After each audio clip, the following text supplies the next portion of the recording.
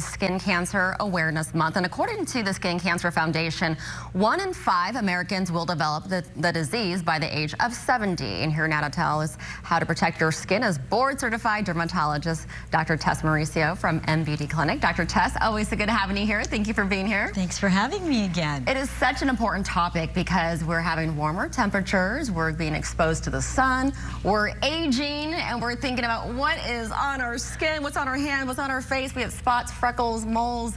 Why is it so important to talk about Skin Cancer Awareness Month? Well, you know, around 9,500 Americans will be diagnosed with skin cancer every day, and every hour a person dies of melanoma. So it is the most common cancer, and it is very, very preventable. And so it's one of those things where we really need to raise awareness because, you know, if we can spot the skin cancer, we can catch it, we can save lives. How do you spot skin cancer, and what does it look like? Yeah, so this is the ABCDE. So any new spots, pigmentation, growth, if it's been there over a month, you really need to see a dermatologist. The dermatologist, we are trained. We've had many, many years of training to take a look at your spot and then decide whether it's something that you don't have to worry about or if it needs a biopsy. And so A is for asymmetry, B is for border, C is for color, D is for diameter, and E is for evolution. So if it's changing, you've had that mole,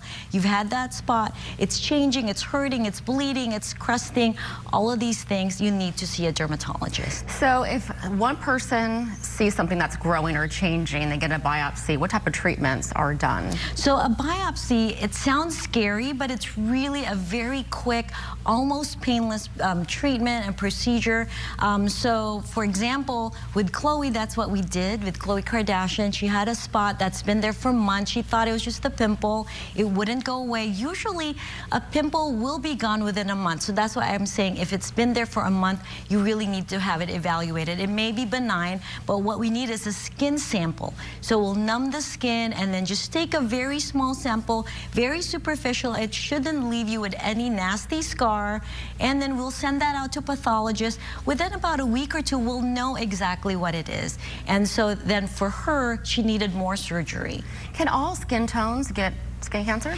Absolutely. And the scary part is melanoma, which is the deadliest form of skin cancer, can happen all skin types, and it can happen not just in areas that are exposed to the sun, even areas that are covered and even around your fingernails. And so you got to take a look at your nails, you got to take a look at your fingers, your toes, your scalp. With Julian Lennon, we found a skin cancer on a birthmark on his scalp, and so that also has to be examined. For our viewers who have had skin cancer and had moles or marks removed, what type of treatments can they get to help with the appearance? Yeah, so there's so many ways. So that's why do not worry about the biopsy. And if you do have a skin cancer and if it's caught early, it's basically done. You're treated, you're done with it. But the scar, it's so easy to treat. We have incredible lasers, radiofrequency microneedling, platelet-rich plasma to really make the scar appear like you never had one. So don't worry about the scar, but getting a biopsy may save your life. And lastly, let's talk about skin protection, to wear that sunscreen. I was looking at my skin because I knew you were coming in today. I'm like, why is it on my left side of the body? My pigment and skin is different. If you look at your arms, because I'm driving, I have more freckles and spots on my left, and even on the left side of my face. Well, you get more sun exposure on the left side. Actually, driving exposes you to a lot of UV, and so definitely wear sunscreen, not just on your face, your neck, your chest, your hands, your arms. But, you know, as far as avoiding and preventing skin cancer, really the #1 thing is avoiding UV exposure. So avoid the peak UV hours, and then you want to seek shade. There's nothing that really replaces that. Using an SPF broad spectrum sunscreen, reapplying it every 2 hours if you're sweating, if you're swimming, if you're toweling it off. And also, you know, you really, like you said, try to cover up as much as possible and do not go tanning. Indoor tanning is a big, big no-no. Many, many studies have shown that you do increase your risk for all types of skin cancers when you tan, and you accelerate your aging.